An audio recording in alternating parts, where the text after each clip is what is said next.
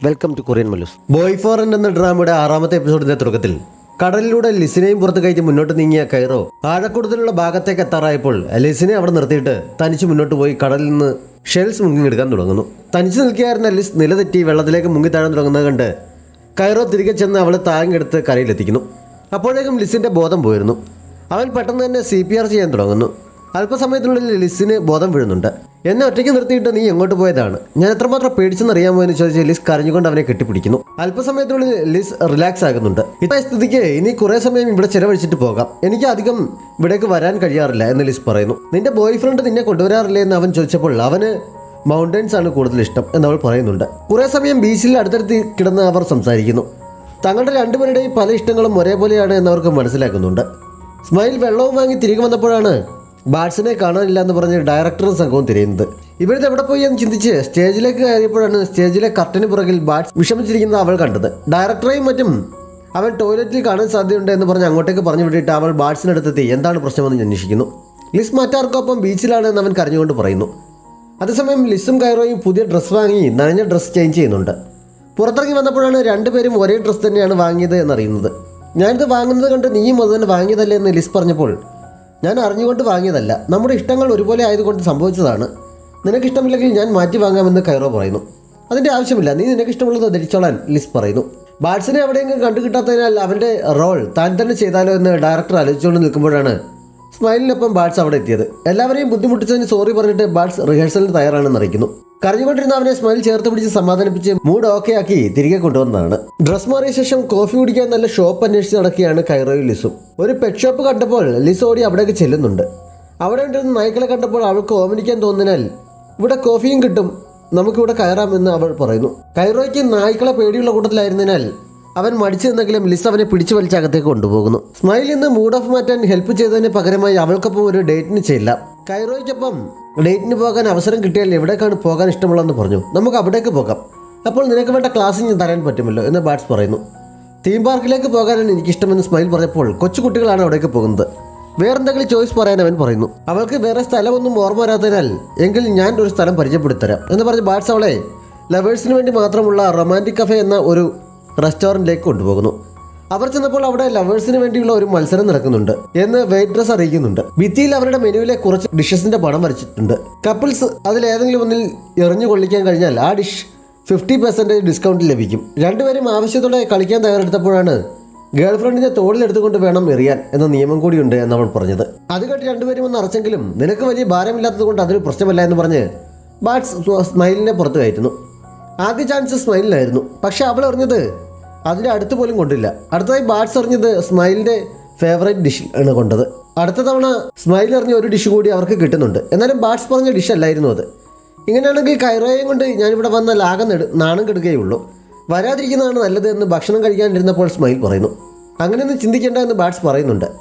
Food serve ചെയ്യാൻ നിന്നപ്പോൾ smile ആവേശത്തോടെ കഴിക്കാൻ മുന്നോട്ടെടുക്കുന്നു. എടുക്കരുത്, അതിനു മുമ്പ് ചില കാര്യങ്ങൾ പറഞ്ഞു തരാനുണ്ട് എന്ന് പറഞ്ഞ് ബാറ്റ്സ് എഴുന്നേറ്റ് അവളുടെ തൊട്ടടുത്ത കസേരയിൽ ചെന്നിരുന്നിട്ട് കൈറോയ്ക്കൊപ്പം പോകുമ്പോൾ ഇങ്ങനെ വേണം ഇരിക്കാൻ, കപ്പിൾസ് അങ്ങനെയാണ് ചെയ്യാറ് എന്നവൻ പറഞ്ഞു കൊടുക്കുന്നു. ബോയ്സിൻ്റെ ശ്രദ്ധ പിടിച്ചു പറ്റാൻ ഏറ്റവും നല്ല കാര്യം അവരെ കെയർ ചെയ്യുന്നുണ്ട് എന്നറിയിക്കുകയാണ്. അത് നീ എനിക്ക് സൂപ്പ് കോരിത്തരാൻ അവൻ പറയുന്നു. സ്മൈൽ മടിച്ചാണെങ്കിൽ സൂപ്പ് കോരി കൊടുത്തപ്പോൾ ഇത് ചൂടല്ലേ, ഊതി തണുപ്പിച്ചിട്ട് വേണം കൊടുക്കാൻ എന്നവൻ പറയുന്നു.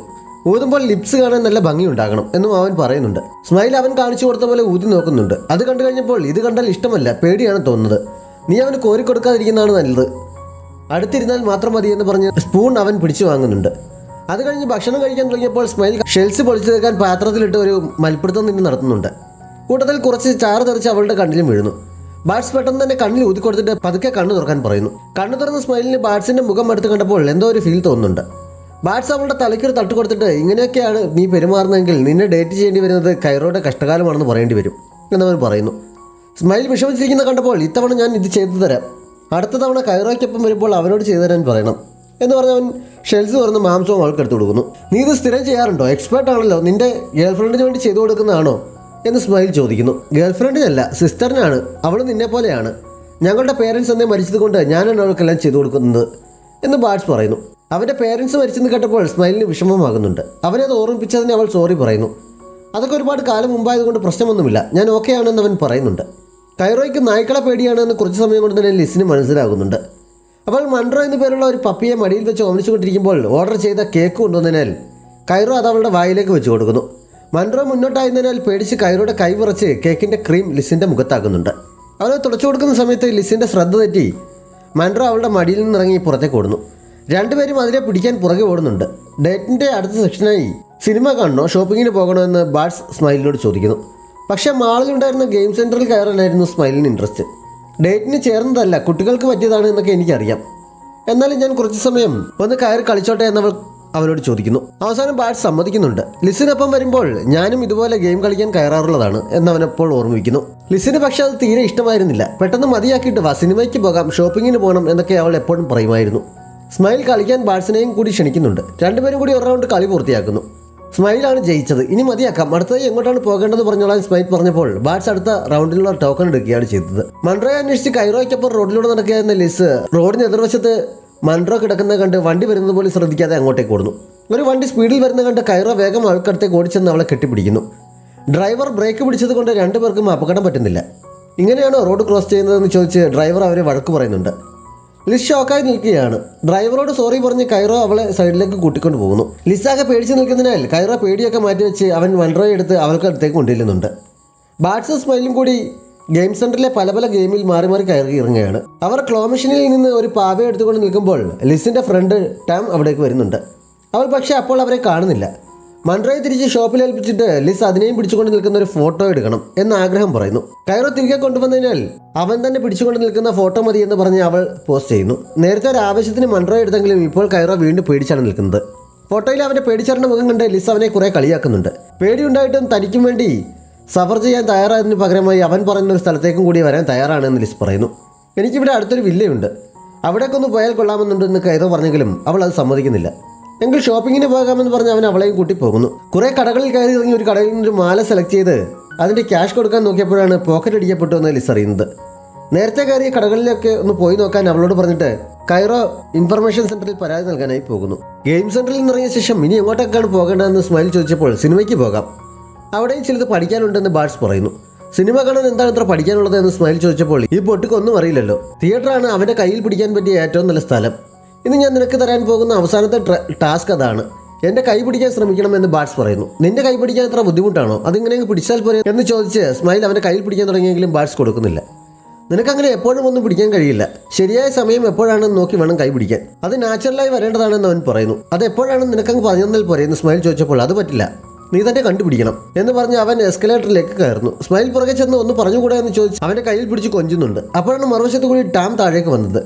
അവൾ ബാഡ്സിനെ കണ്ട് താഴെ ഇറങ്ങി തിരികെ അവരുടെ പുറകെ അറിയാതെ ഫോളോ ചെയ്യാൻ തുടങ്ങുന്നു. ഏത് സിനിമയ്ക്കാണ് കയറേണ്ടതെന്ന ആലോചനയിലാണ് സ്മൈലും ബാഡ്സും. എനിക്ക് സൂപ്പർ ഹീറോസ് ഉള്ള ആക്ഷൻ മൂവിയാണ് ഇഷ്ടമെന്ന് സ്മൈൽ പറഞ്ഞപ്പോൾ സാധാരണ പെൺപിള്ളേർക്ക് റൊമാൻറ്റിക് മൂവീസ് കാണാനാണ് ഇഷ്ടം, എനിക്ക് സൂപ്പർ ഹീറോ മൂവീസ് ഇഷ്ടമാണ്, പക്ഷേ ലിസിനെയും കൊണ്ട് പോയാൽ അവളിരുന്ന് ഉറങ്ങും എന്ന് ബാഡ്സ് പറയുന്നു. എനിക്ക് നേരെ തിരിച്ചാണെന്ന് സ്മൈൽ പറയുന്നതിനാൽ അവൾ പറഞ്ഞ സിനിമയ്ക്ക് കയറുന്നു. ടാം അവരെ ഫോളോ ചെയ്ത് ബാക്കിൽ നിന്ന് അവരുടെ ഫോട്ടോ എടുക്കുന്നുണ്ട്. നീ ലിസിനെ ചീറ്റ് ചെയ്യുകയാണെന്ന് എനിക്ക് അപ്പോഴേ അറിയാമായിരുന്നു എന്നും അവൾ പറയുന്നുണ്ട്. ആ സമയത്ത് അവളുടെ ഒരു ഫ്രണ്ട് വന്ന് അവളോട് സംസാരിക്കുന്നതിനാൽ ബാഡ്സിനെയും സ്മൈലിനെയും അവൾക്ക് മിസ്സാകുന്നുണ്ട്. തിയേറ്ററിനുള്ളിൽ വെച്ച് സ്മൈൽ പലതവണ ബാഡ്സിൻ്റെ കയ്യിൽ പിടിക്കാൻ ശ്രമം നടത്തിയെങ്കിലും അവൻ നൈസായി ഒഴിഞ്ഞു മാറുന്നു. അതത്ര എളുപ്പമുള്ള കാര്യമല്ല എന്ന് സ്മൈലിന് മനസ്സിലാകുന്നുണ്ട്. അവൾ മടുത്തതുപോലെ ഇരിക്കുന്ന കണ്ട് ബാഡ്സ് അവളുടെ കയ്യിൽ കയറി പിടിച്ചിട്ട് ഇപ്പോൾ മനസ്സിലായില്ല ഇത് അത്ര എളുപ്പമുള്ള കാര്യമല്ലെന്ന് ചോദിക്കുന്നു.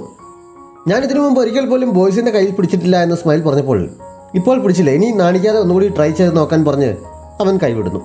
സ്മൈൽ കുറച്ച് കഴിഞ്ഞ് വീണ്ടും അവൻ്റെ കയ്യിൽ പിടിക്കാൻ ശ്രമിക്കുന്നുണ്ട്. ഇത്തവണ അവൻ കൈ പിൻവലിക്കുന്നില്ല. സ്മൈൽ അവൻ്റെ കയ്യിൽ കൊരുത്തു പിടിച്ച് മടിയിലേക്ക് വെച്ച് സ്വന്തം ഹെഡ് ബീറ്റ് ചെക്ക് ചെയ്തിട്ട് ബാഡ്സിൻ്റെ അടുത്തേക്ക് ചെല്ലുന്നു. നീ എന്ത് ചെയ്യാൻ പോവുകയാണെന്ന് അവൻ ചോദിച്ചപ്പോൾ മിണ്ടാതിരിക്കും, മിണ്ടിയാൽ എനിക്ക് നിൻ്റെ ഹെഡ് ബീറ്റ് കേൾക്കാൻ പറ്റില്ല എന്ന് പറഞ്ഞ് അവൾ അവൻ്റെ നെഞ്ചിലേക്ക് ചേർന്ന് കിടന്ന് ഹെഡ് ബീറ്റ് ചെക്ക് ചെയ്യുന്നു. ബാഡ്സിൻ്റെ ഹൃദയമിടിപ്പ് വേഗത്തിലായതുകൊണ്ട് തൻ്റെ ശ്രമം സക്സസ് ആയതിൻ്റെ സന്തോഷത്തിൽ സ്മൈൽ ചിരിക്കുന്നുണ്ട്. അവൾ മുഖമുയർത്തി ബാഡ്സിനെ നോക്കുന്നു. രണ്ടുപേർക്കും എന്തൊക്കെയോ ഫീൽ ചെയ്യുന്നതിനാൽ സ്മൈൽ പെട്ടെന്ന് നിവർന്ന് നേരെ ഇരിക്കുന്നുണ്ട്. പേഴ്സ് അന്വേഷിച്ച് നേരത്തെ കയറിയ കടകളിൽ കയറി ഇറങ്ങിയ ലിസിനോട് പേഴ്സ് കണ്ടിരുന്നു, പക്ഷേ ചുവന്ന ഷർട്ടിട്ട ഒരാൾ അയാളുടേതാണ് എന്ന് പറഞ്ഞ് അത് എടുത്തുകൊണ്ട് പോയി എന്നൊരു കടയുടമ പറയുന്നു. അവർ പറഞ്ഞ സ്ഥലത്തേക്ക് പറഞ്ഞ ലക്ഷങ്ങളുമുള്ള ആളെ അന്വേഷിച്ച് പോയ ലിസ് പേഴ്സും കയ്യിൽ പിടിച്ച് പരിശോധിച്ചുകൊണ്ടിരിക്കുന്ന ആളിനെ കണ്ടെത്തുന്നു.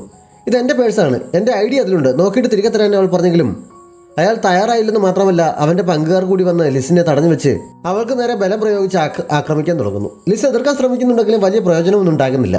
അവൾ ഉച്ചത്തിൽ ബഹളം വയ്ക്കുന്നുമുണ്ട്. അപ്പോഴേക്കും കൈറോ എങ്ങനെയോ അവിടെ എത്തി അവന്മാരെ അടിച്ച് ശരിയാക്കുന്നു. പേഴ്സും കളഞ്ഞിട്ട് അവർ ഓടി രക്ഷപ്പെടുന്നു.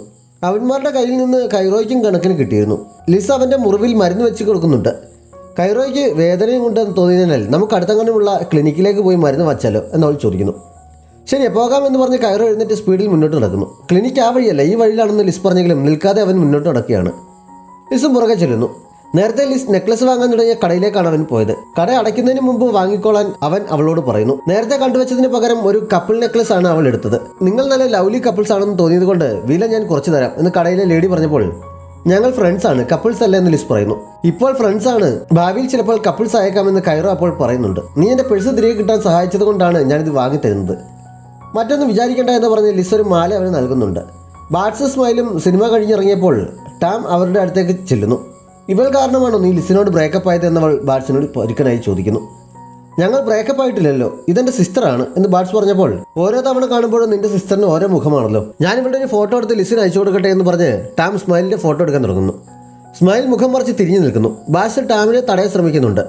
വേറൊരാളുടെ ബോയ് ഫ്രണ്ടിൽ തട്ടിയെടുത്ത നാണക്കേട് കൊണ്ടാണോ നീ മുഖം മറിക്കുന്നതെന്ന് ചോദിച്ച് ടാം സ്മൈലിനെ ആക്ഷേപിക്കുന്നുണ്ട്. നീ വെറുതെ തെറ്റിദ്ധരിച്ചിരിക്കുകയാണെന്ന് ബാർട്സ് പറഞ്ഞപ്പോൾ എങ്കിൽ പിന്നെ ശരിക്കും എന്താണ് നടക്കുന്നതെന്ന് പറയാൻ ടാം ആവശ്യപ്പെടുന്നു. ബാർട്സ് മറുപടി പറയാൻ നിന്നപ്പോൾ നിന്റെ ഈ ഫോട്ടോ എല്ലാ ചോദ്യങ്ങൾക്കും മറുപടി പറഞ്ഞേക്കും എന്ന് പറഞ്ഞ് അവൾ അവരുടെ ഫോട്ടോ ലിസിന് അയക്കാൻ തുടങ്ങുന്നു. ലിസ് അപ്പോഴേക്കും കൈറോയ്ക്കൊപ്പം വണ്ടിയിൽ കയറിയിരുന്നു. അവിടുത്തെ തൻ്റെ വീട്ടിലേക്ക് ലിസിനെ കൊണ്ടുപോകാൻ അടികൊണ്ട സ്ഥലത്ത് നല്ല വേദനയുണ്ട്. ഇത്ര ദൂരം വണ്ടി ഓടിക്കാൻ പറ്റുമോ എന്നറിയില്ല എന്ന് കൈറോ നമ്പർ ഇറക്കി നോക്കിയെങ്കിലും നീ വെറുതെ നമ്പർ ഇറക്കാതെ വണ്ടി എടുക്കാൻ ലിസ് പറയുന്നു. ഇന്ന് നല്ലൊരു ദിവസമായിരുന്നു, ഞാൻ ശരിക്കും എൻജോയ് ചെയ്തു എന്ന് പറഞ്ഞ് അവൾ അവനെ താങ്ക്സ് പറയുന്നുണ്ട്. അപ്പോഴാണ് ബാർട്സിനെ മറ്റൊരു പെണ്ണിനൊപ്പം കണ്ടു. അവൻ എന്തൊരു വൃത്തികെട്ടവനാണെന്ന് പറഞ്ഞ് ടാം അവരുടെ ഫോട്ടോയും മെസ്സേജും അവൾക്ക് അയച്ചത്. ലിസിനത് കണ്ടത് ശരിക്കും ദേഷ്യം വരുന്നുണ്ട്. തൻ്റെ സംശയമൊക്കെ ശരിയായിരുന്നു എന്ന് അവൾക്ക് ഉറപ്പാകുന്നു. നിന്റെ വീട് ഇവിടെ അടുത്താണെങ്കിൽ വണ്ടി അങ്ങോട്ടേക്ക് തന്നെ വിടാൻ അവൾ കൈറോയോട് പറയുന്നിടത്ത് ഈ എപ്പിസോഡ് അവസാനിക്കുന്നു. ഏതെങ്കിലും കൂട്ടുകാർ സബ്സ്ക്രൈബ് ചെയ്യാതെ നമ്മുടെ ചാനൽ കാണുന്നുണ്ടെങ്കിൽ വേഗം തന്നെ മറക്കാതെ സബ്സ്ക്രൈബ് ചെയ്യുക. നോട്ടിഫിക്കേഷൻ ലഭിക്കുന്നതിനായി ബെല്ലൈക്കൺ കൂടി അമർത്തുക.